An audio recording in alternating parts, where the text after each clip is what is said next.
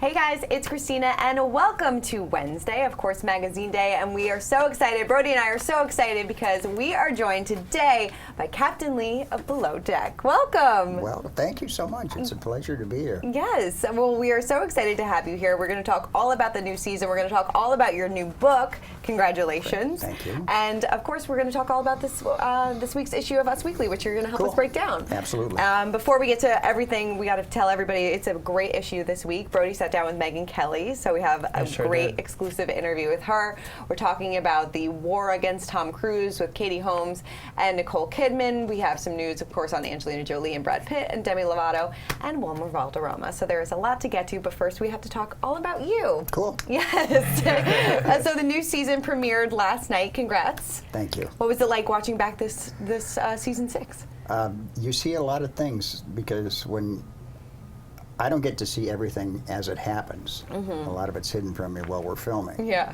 And so I have no idea what's coming. Mm-hmm. And then when I see it, I look at it and I go like, damn, did we really do that? What surprised you the most? I think in the, I'm still trying to find out, I think they showed it last night in the clips, of somebody having sex in the van.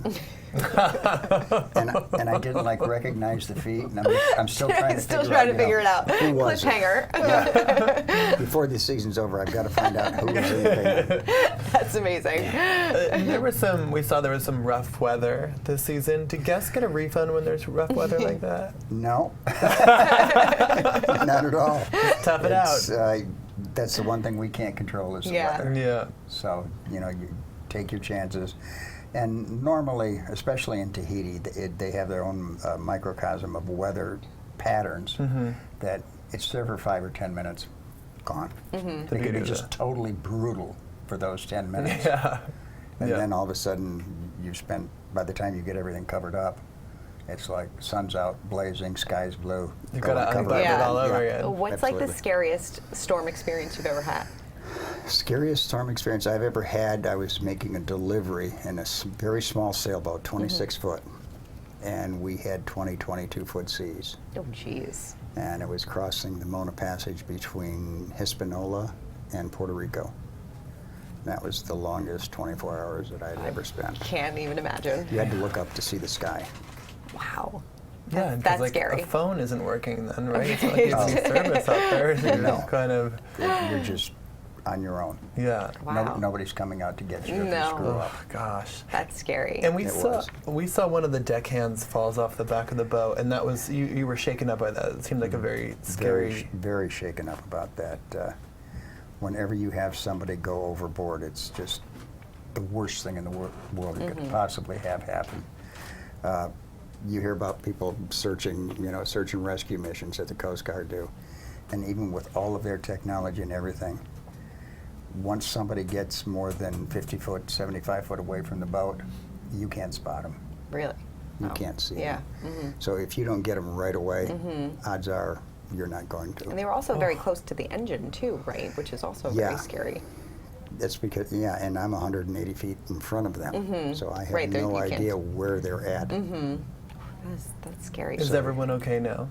Yes. Good. That's But good. it was probably the most tense 2 or 3 minutes of my life. Oh, Wow. God. Jeez. I could have easily aged 30 years. Well, luckily everything is okay. Yeah. I mean, speaking of boat trauma, did you see the Real Housewives of New York boat scare this year? I don't know where those girls get off. I really don't. I looked at that and I'm going like, what? I thought Tinsley handled it really, really Did you? And the rest of them, it's like, you're sick? I mean, okay, I can understand the motion sickness thing. But like, I'm going to die? They were crying and holding each like, other on the deck of the boat. Did anybody pray? Anybody pray? I'm sure. But I was looking at the motion of the boat, and I was looking at the waves, and it's just like, You're all a bunch of sissies. You're like, I've experienced so much worse. I mean, please. You're like, I've been in 22-foot waves. I've seen bigger waves in jacuzzis. That's amazing. Yeah, take that, Carl Radziwill. Yeah, seriously. Well, so we have some new people this season, so what kind of drama are we going to expect? I mean, you talked about hookups already, so what else can we expect from that? There's some clashes, some personality clashes. I mean, it's pretty much a given that you're going to have personality clashes because, you know, when you get done with work, you leave work, you go home. Well, your coworkers are gone. Mm-hmm. You don't have to put up with whatever you had to put up with during the day. Yeah. But when we're done with work, our coworkers are still there. Still there. And when There's we no wake escape. up in the morning, they're still there. Yeah. And That's so, true. and they're not all going to get along. And then you toss in large quantities of cash, copious amounts of alcohol, raging hormones. I mean, what could possibly What go could wrong? go wrong? Is there anybody that you're clashing with the most this season? Not really. I have a tendency to, if I'm going to clash with somebody, I have a tendency to just eliminate that individual. You have the power to do so. It's not a democracy. They don't get a vote. And I still operate under the philosophy that you don't have to really like somebody to work with them. You can totally not like a person. But if they do their job and they do it properly, I have no issue with that. Yeah. I can tolerate them. That's how Christine and I feel about each other. No. Kidding. What do you guys do? That's why I'm in the middle. Right? Yes, that's why we put you there. The only time we talk to a person. What do you guys do when you have a night off and you're going out like with the crew? I don't go out with the crew. Oh, okay, you two are very separate. Yeah, when the crew go out, I just find out where they're going and I stay away from them. Didn't you go to Tom Tom recently? I did go to Tom Tom. Okay, so you went out one night, not with the crew. That Not was with the crew. Jerry, I right? went out. Oh, I do go out. I just go to Not a with different them. place. Yeah, that Church was and Jerry state. O'Connell, and we had a great time. And I've been to Tom Tom. It's very nice. Oh, It okay, is. now It's you're both great. bragging. I know. have not yet been Guess to who Tom. hasn't been to Tom Tom? I haven't been to Tom Tom. Nah, nah, nah, nah, nah. Tell me about it.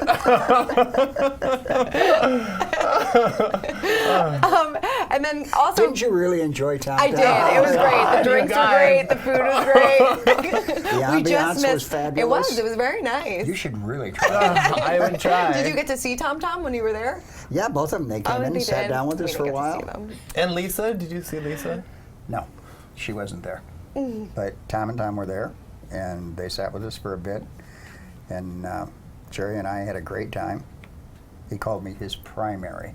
Wow. So are you Yeah. and Jerry like good friends? I guess. Yeah. Now they are. Now you Now are. we are. That's fantastic. And also, big congrats on your book, Yes. Thank you so Running much. Against the Tide. So when people read this book, what do you want them to take away and what do you want them to learn about you? That you can actually, I mean, it's never too late in life at any point to chase a dream. And if opportunity knocks on the door, if you never open it, if you never ask the question, the answer is always going to be no. And you can make a career change at any point. I mean, I've gone through half a dozen or so and had a great time doing it. Some worked out and some didn't, but isn't that what life's about?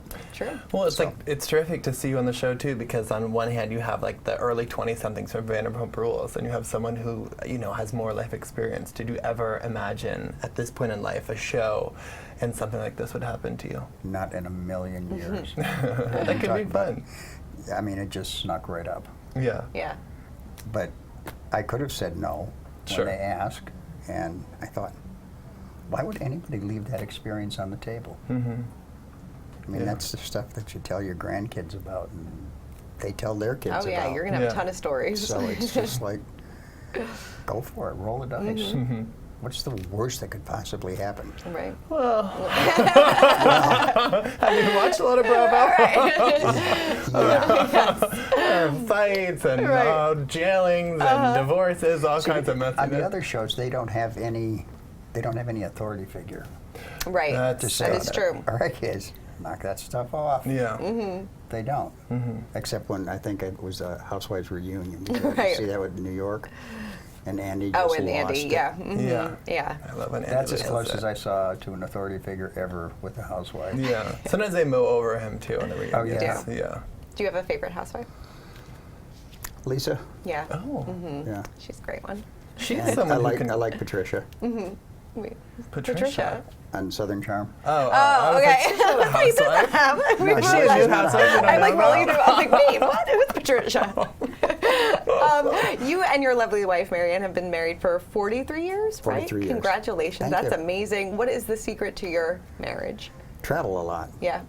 Well, not a lot, but I mean, absence does make the heart grow fonder, and it works. And both of us, we each put the other ahead of our own feelings. Yeah. And if you find that your sole purpose in life is to make the other individual happy, and that they're reciprocal with that, how does it go wrong? It's true. What's the most romantic thing you've done lately? The pearls from Tahiti. Oh, God, that was a Glad- good one. You're a lucky lady. Very nice. That is very nice. Can you tell us the most ridiculous charter guest you've ever had on or off the show? The most ridiculous. Wow. There have been some real doozies. I think the most ridiculous, and he wasn't a guest, he was an owner. He was always drunk by like 2 o'clock in the afternoon. And when we'd be out cruising in the ocean, you'd go through like schools of flying fish. Now most people would fish to catch something. Well, he would go get his shotgun, Oh, jeez. no. a case of shells, his cocktail, go stand on the bow of the boat, and wait until we go through a school of flying my fish. God. And to him, it was like shooting skeet. Wow. Was he a good shot? He wasn't a good drunk. Oh, no. No. The very next port we set into, I got off the boat. Yeah. probably a good idea. You're on your own. A drunk on a boat with a shotgun and a case of shells just seemed like a recipe for disaster. Yeah, probably So a good move. Yeah. passed on that. You can pass on that one. we did have one celebrity charter, and you always try not to overspend when they give you an allowance. You know, we have what they call an APA.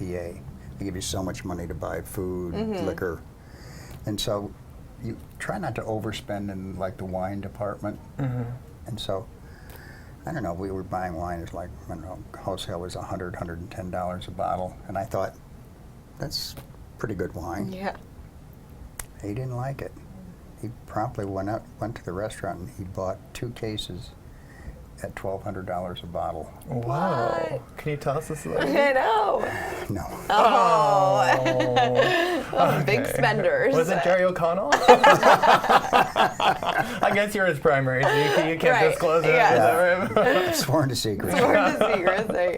Amazing. Well, Captain Lee, are you going to help us run down the news today? Absolutely. All right, so let's get right to it. We have Leah Remini, who recently spoke out in an interview with La Palm magazine, and she wondered why Tom Cruise's ex-wives Nicole Kidman and Katie Holmes haven't spoken out since leaving Scientology.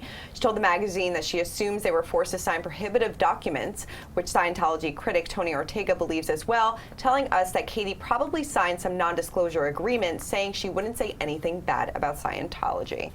This is a lot to unravel.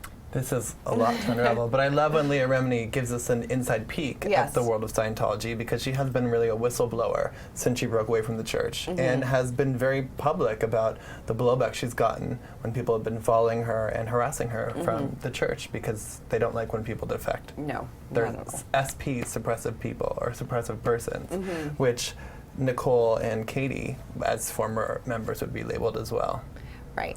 Isn't that a strange term to use when leaving a religious Yes. sect? Yes. You're a defector. Yeah, it is. And then they were saying if they go against these agreements or things like that, then Tom Cruise could potentially go after their children, right? Right, particularly Surrey, because when when Katie left the church, she wanted to take Surrey with her. And Leah said there had to be some contracts that they must have signed when they left Tom, but that if they were to speak out against Tom or against the church, that Tom could get custody of Surrey, which obviously is something that Katie's not interested in. She left primarily for protection of her daughter, and so her daughter, and so Katie wouldn't have to be in that world anymore. Sure. What type of man would do that? I don't know. I'm trying to figure out what type of thought process has to happen to say, like, if you speak against my religion, I'm going to take your child. Yeah. I'm going to take your money. I'm going to control your life. Yeah. It is. It's what is? I mean, does anybody say anything good about Scientology? The Scientologists do. Yeah, they definitely do. They usually don't say anything. They do, and there are some people who are more outspoken. Kirstie Alley speaks out on behalf of Scientology a little bit. You see someone like Elizabeth Moss, the star of The Handmaid's Tale. She speaks about it on Instagram every once in a while. But there are some people who are more outspoken, for sure. It just makes me wonder what possibly can happen at a church that you'd have to sign an NDA for. Yes, it's very interesting. The bits we've heard from watching Leah Remini's show have been really fascinating and jaw-dropping at times, the things that have been perpetrated. And then the church has devoted a website against Leah Remini to sort of attack what they call her lies. But there have been a number of people who have corroborated a lot of things that Leah has said, including Tony Ortega, who's a well-known, outspoken Scientologist, former Scientologist, who we talked to for this article as well. Yeah, it's interesting that they are going to such great lengths to silence one person. I mean, she does have a big platform, but still. She does. Yeah, and it's it's also interesting too because Nicole Kidman for so long didn't really have a relationship with her children with Tom Cruise. I think a little bit more so now. Yeah. But How sad is that? It is sad. No, it is. Yeah. But hopefully none of this will happen. No, hopefully not. And I think we've really seen that Katie and Nicole have figured out their paths in a way that hasn't really rocked the boat. Right. We do have someone here, Leah Remini, who's been unafraid to speak out against Scientology, and every once in a while she'll talk about current or former Scientologists. So that's why this issue came up again. But it's definitely interesting to get the insight that she and sources we've talked to, as well as Tony Ortega, have provided for this piece. Totally. All right, let's talk about Megyn Kelly, who Brody actually got a chance to sit down with. Now, she opened up to Brody about her first year on her show, Megyn Kelly Today, and revealed that she had one regret: Jane Fonda. In September of 2017, Kelly asked Jane about her past experience with plastic surgery, something she had talked about in the past, and Megyn told us, "I let her beat up on me repeatedly in the media and didn't say anything. I felt like I'm trying to set an example to my daughter about not letting somebody repeatedly beat up on me with no consequence." What was it like sitting down with Megyn? It was quite cool. Yeah. We talked for over an hour, like 70 minutes last week, about doing Megyn Kelly Today for the first year. There have been lots of critics of the show. The show sort of got off to a shaky start, and then it's been picking up some momentum. They've had some gains in the ratings. Megyn sort of hit her stride. They do a little bit of lifestyle. They do hard news and like panel formats, but she was very candid. She talked about the work she's done to shine a spotlight on the Me Too movement. She talked about how she gets along with other co-hosts. There have been reports, people have tried to say they're always at each other's throats. She said that's not true. She said she likes all of her co-hosts on Today. She's really close to Savannah and Kathy Lee. She said she's had a lot of Kathy Lee's wine, which is not very surprising. But we also talked to Megyn's husband. You don't see her husband on the show, and they talked about their kids. He said Megyn is a goofy mom. You don't always get that. If you've watched Megyn on Fox, she was on Fox News for 14 years, and then she came to NBC. If you've watched her on Fox or on NBC, she's talking about the news that can be sort of colder. She's interviewing Vladimir Putin. She's interviewing Alex Jones. But we really got to see a warmer side of Megyn, and her husband called her Meg. He said she's really goofy and playful with the kids. She plans out birthday parties. One of her sons just turned 9, and he said she bought all these lights. And so it was nice to see both sides of her. An intense journalist, and then also the softer mom and wife. Totally. Yeah. She also opened up about Matt Lauer as well. She talked about Matt Lauer. She talked about, at one point, she had brought a former staffer onto her show who was on the Today Show who had a relationship with Matt Lauer. So we talked about if she had gotten pushback on there, if she's talked to Matt Lauer since then. I also asked if she would invite Jane Fonda back to the show. She said no. Not going to happen. It's not going to happen. Yeah. But it was very interesting. There's a lot of insight in this article article, and we'll be doing a number of online posts. I asked her, do you feel a lot of pressure to perform and have a great show, because there's been a lot reported about how much money she makes. She said no, she doesn't feel that pressure. She said if she was concerned about money, she would have stayed a practicing lawyer, because she was making a lot of money, or she would have stayed at Fox. She said that she was making more money at Fox than she is at NBC. Interesting. That had to be quite a leap of faith for NBC to take. Yeah. Yeah, I think they were trying to get... Megyn swore up and down a number of times during the interview that she is not this hard right conservative that people often think she is, because she spent all that time at Fox. She said she's very down the middle. She's interested in justice and both sides. It's like an S-curve, she said, for her ideology.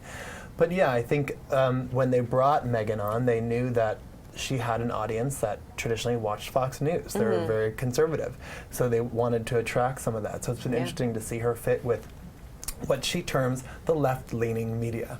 That sounds to me like they had a long-term goal in mind. Yeah. Because Absolutely. it didn't seem like her ratings were going to come up overnight. Exactly. And they were willing to buy into that precept. Yeah. And she said slow and steady wins the race, and that's sort of the course they're on. Very true. She hasn't shied away from anything. No, she She really sure doesn't. hasn't. No, she, and she's criticized NBC in some segments. She's talked about she's not afraid to go there. And she was a whistleblower at Fox. She spoke out. She said that Roger Ailes had harassed her. She joined the ranks of people like Gretchen Carlson, who said that had happened to them as well. So she's not afraid to speak her mind. Go there. Yeah, definitely. Okay. All right, so let's talk about Brad Pitt and Angelina Jolie, because the ugliness between these two just rages on. Despite reports that they are in a ceasefire regarding their custody battle over their 6 children, a source tells us that there is no truce and that Angie is extremely hard to deal with. Is she just vindictive? I mean, it seems like he's just taking the high road on this thing. Yes, he is. And she's just like, I don't care. I am taking you down. Yeah. Exactly. Taking to the cleaners. She is. That is a vindictive individual, I think. Yeah, and it's been a long, painful time. It's been like almost 2 years. Yeah. Or it's been 2 years since they separated. So this has just been dragged out for a very long time. It is just... They're not getting back together. No, they're not. They're not getting back together. That ship has sailed and then burned as it was going off into the horizon. Yeah, like a Viking funeral. Brad probably hasn't made the Christmas card list. In a while. No, I don't think so. And what cute Christmas cards, because they have those 6 kids and they're all different ages. They've all got different styles. Yeah. But I wonder how she justifies in her mind using the kids as a tool against him. I mean, a lot of people do that in ugly divorces, which is unfortunate. This is one of the ugliest. And the kids they're old enough to know. Like, Yes. Yeah, because the oldest is what, 17, what's up 18? here? Yeah. Yeah. And at one point, there were court papers that came out this summer from a judge saying that if Angelina does not, follow the agreements that they have in place, that she could be found like in contempt of the court for basically not trying to foster an environment for reunification of the kids with I their haven't dad. seen anything where Brad's come down on her for anything. No. He has not been Just speaking stayed on the out. high There road. haven't been statements. He has been taking the high road. Right. And, her team, she brought on new legal counsel, which our sources said have slowed things down. And they've been issuing a lot of statements, and it's been two different approaches. Yes. Well, I know that sources have told us that all he wants to do is just co-parent with her. Yeah, and be a present dad. And how tough can that be? Yeah, exactly. Yeah. I mean, they were together for so long. I mean, you've got to put your differences aside. Do you think that the movie that they did, Mr. and Mrs. Smith, you think that was real? Yo, my gosh, yes, at the time, that was what ripped him out of the arms of Jen Aniston, even though they kept trying to deny that that's nothing untoward happened between them. Please, come on. Everyone saw that movie. I remember that fight scene. Yeah. Yes. I love that movie. I was smoking a cigarette. I was like, whoa, that was good for me too. That was incredible. I love that. That's amazing. But that's...